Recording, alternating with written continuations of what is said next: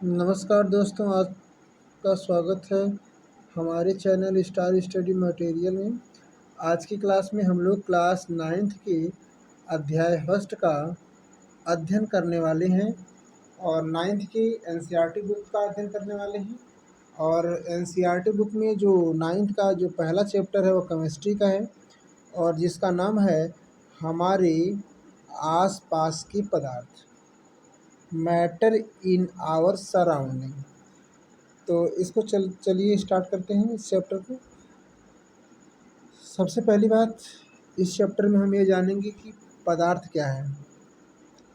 पदार्थ क्या होता है? पदार्थ, तो याद रखिए, ऐसी कोई भी वस्तु जिसका द्रव्यमान हो और जो स्थान घेरे उसे हम पदार्थ बोलते हैं। तो यहाँ पे देखिए, मैं इस बुक में जो इम्पोर्टेंट पॉइंट हैं उसे मैं अंडरलाइन कर दिया हूँ। मैं बस उसे ही पढ़ूँगा। बाकी आप अगर चाहते हो डिटेल में पढ़ने के लिए तो आप बुक से स्टडी कर सकते हो। तो पहला पॉइंट इसमें है कि सभी वस्तुओं का द्रव्यमान होता है, ये कुछ स्थान या आयतन घेरती हैं। फिर लिखा कि पदार्थ रेत की तरह कणों से मिलकर बना है। जिस प्रकार से कण बनता है उसी प्रकार से पदार्थ बना है। तो इस कुछ इम्पोर्टेंट पॉइंट है।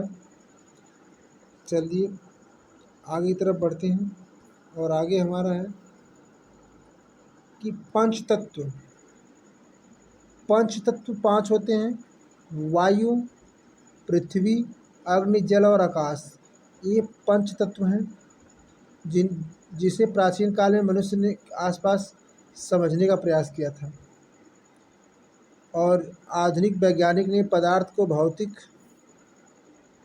रासायनिक, प्रकृति के आधार पर 2 प्रकार से वर्गीकृत किया है। तो चलिए आगे देखते हैं कौन कौन से पदार्थ में को वर्गीकृत किया गया, कितने भागों में।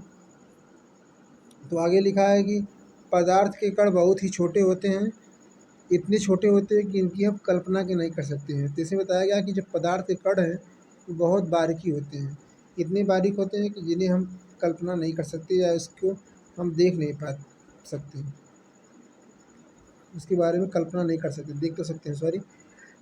इसमें देखिए, पदार्थ के कणों के अभिलाक्षणिक गुण है। पहला गुण है कि पदार्थ के कणों के बीच रिक्त स्थान होता है। तो इसको समझने के लिए, जैसे मान लीजिए आप एक बर्तन में या गिलास में पानी लेते हैं और उस गिलास में पानी लेने के बाद जैसे आप चीनी या नमक डालते हैं और उसे कुछ देर तक छोड़ देते हैं तो आप देखते हैं कि उस पेदी में धीरे धीरे चीनी आके बैठ जाती है। तो इससे सिद्ध होता है कि पदार्थ के बीच में रिक्त स्थान था, जिससे वह क्या हुआ कि अपना स्थान कहीं और जाके ले लिया। तो इस पदार्थ का ये पहला अविनाशी गुण है। इसी प्रकार से दूसरा गुण है कि पदार्थ के कण निरंतर गतिशील हैं। जैसे जब अम्मी घोल बनाते हैं, शरबत बनाते हैं, तो आप देखते हो कि उस घोल और शरबत जब भी बनाते हैं तो इसी की वजह से वह उसके कण क्या हो जाते हैं, उसमें घुल जाते हैं। क्यों? क्योंकि वह निरंतर गतिशील हैं और एक दूसरे से विलय या घुलने में समर्थ हैं। देखिए लिखा कि पदार्थ के कण रिक्त स्थानों में समावित हो जाते हैं या रसदार पदार्थ के कण बीच अपर्याप्त रूप से रिक्त स्थान है। चलिए आगे चलते हैं। आगे आपका है, पदार्थ के कण एक दूसरे की ओर आकर्षित करते हैं। तो इसको समझने के लिए आप जानते हो कि जब हम कभी नल से पानी पीते हैं तो उसमें जब आप कभी भी देखिएगा, जब उसको आप अपने हाथों में थोड़ा से जल लिए रहेंगे तो देखेंगे तो उंगली के माध्यम से वह जल उसमें से निकलकर एक दूसरे से जुड़कर और फिर ठोक ठोक करके आपके किसी एक भाग से, हाथ के किसी एक भाग से वहाँ से टप टप करके चूने लगता है। इससे यह निष्कर्ष निकलता है कि पदार्थ एक दूसरे को आकर्षित करते हैं। तभी ये संभव हो पाया कि सारा जल एक जगह एकत्रित होकर और वहाँ से एक एक बूंद गिरना स्टार्ट हो गई। चलिए आगे समझते हैं। आगे आपका है कि जो पदार्थ हैं, पदार्थ के कण निरंतर गतिशील हैं, अर्थात इनकी गतिज ऊर्जा होती है। आगे देखते हैं क्या इम्पोर्टेंट पॉइंट है। आगे लिखा है कि विसरण क्या होता है? तो विसरण में बताया गया है कि हमें यह भी पता चलता है कि गर्म करने पर विसरण बहुत तेज हो जाते हैं। तो आप देखते हो कि जब भी आप खाना बनता है घर में, तो खाना अगर गर्म होता है तो उसका हम स्वाद लेने के लिए दूर से भी स्वाद ले सकते हैं, लेकिन वही खाना अगर बासी हो जाता है तो उसका स्वाद लेने के लिए हमें उसकी बहुत पास जाना पड़ता है। तो इससे पता चलता है कि गर्म जब पदार्थ कोई गर्म होता है तो उसमें विसरण या सुगंध की या गंध की जो कैपेसिटी है वह समझने और सूंघने में हमें आसानी होती है गर्म को ठंडे की अपेक्षा। चलिए आगे चलते हैं। आगे आपका है कि पदार्थ की अवस्था। पदार्थ की 3 अवस्था होती है, ठोस, द्रव और गैस। इसी प्रकार से आगे बढ़ते हैं। ठोस किसे बोलते हैं? ठोस, ठोस के बारे में पढ़ेंगे। पहला है ठोस। ठोस में जिसका आकार और आयतन दोनों निश्चित होता है उसे हम ठोस कहते हैं। दूसरा द्रव, जिसका द्रव का आकार निश्चित नहीं होता लेकिन आयतन इसका निश्चित होता है। द्रव में बताया गया है कि इसका द्रव का आकार नहीं लेकिन इसका आयतन निश्चित होता है। द्रव को हम जिस बर्तन में रखेंगे उसी का स्थान ले लेता है। इसी प्रकार से गैस है। गैस में गैस का न तो आयतन निश्चित होता है, न ही इसका आकार निश्चित होता है। तो चलिए आगे बढ़ते हैं। आगे लिखा है कि जल में घुली गैस जैसे ऑक्सीजन, कार्बन डाइऑक्साइड जलीय जंतुओं तथा पौधों के लिए अनिवार्य है। तो जलीय जंतु और पौधे के लिए क्या अनिवार्य है? तो ऑक्सीजन और कार्बन डाइऑक्साइड। जलीय जंतु जल में घुली ऑक्सीजन के कारण श्वास लेते हैं। तो अगर कोई आपसे पूछे कि जलीय जीव कैसे श्वास लेते हैं, तो आप बोलेंगे जल में घुली हुई ऑक्सीजन के कारण श्वास लेते हैं। आगे लिखा है संपीडन। तो जो संपीडन होता है ये सबसे ज़्यादा होता है गैस में। अब लिखा ठोस और द्रव की तुलना में गैसों में संपीडन काफ़ी अधिक होता है, क्योंकि इसी संपीडन के माध्यम से हम लोग क्या करते हैं कि सीएनजी गैस को क्या करते हैं कि आप किसी बॉटल में उसको भर देते हैं। ठीक है, आगे चले देखते हैं। अगला आपकी टॉपिक है, थोड़ा सा क्लियर ही नहीं हो पाया, इसके आगे देखते हैं।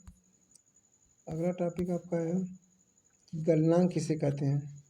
तो न्यूनतम तापमान पर ठोस पिघलकर द्रव बन जाता है, वह इसका गलनांक कहलाता है।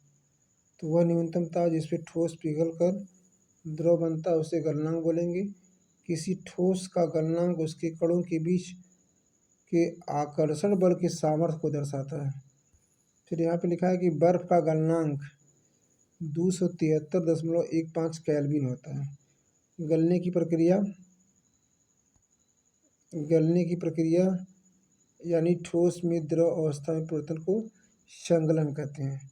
तो याद रखना कि बर्फ का गलनांक 273-15 केल्विन होता है। आगे चलते हैं। अगला आपका है कि वायुमंडलीय दाब पर 1 kg ठोस को उसके गलनांक पर द्रव में बदलने के लिए जितनी ऊर्जा ऊष्मा की आवश्यकता होती है उसे संघनन की प्रस्तुत ऊष्मा कहते हैं। अगर देखें जल के लिए यह तापमान 373 केल्विन यानी 100 डिग्री सेल्सियस, 100 डिग्री सेल्सियस। और इसको जब केल्विन में करेंगे तो ये 373 हो जाएगा। आगे चलते हैं। अगला पॉइंट आपकी है कि द्रव अवस्था में परिवर्तित हुए बिना ठोस अवस्था में परिवर्तित हो जाना।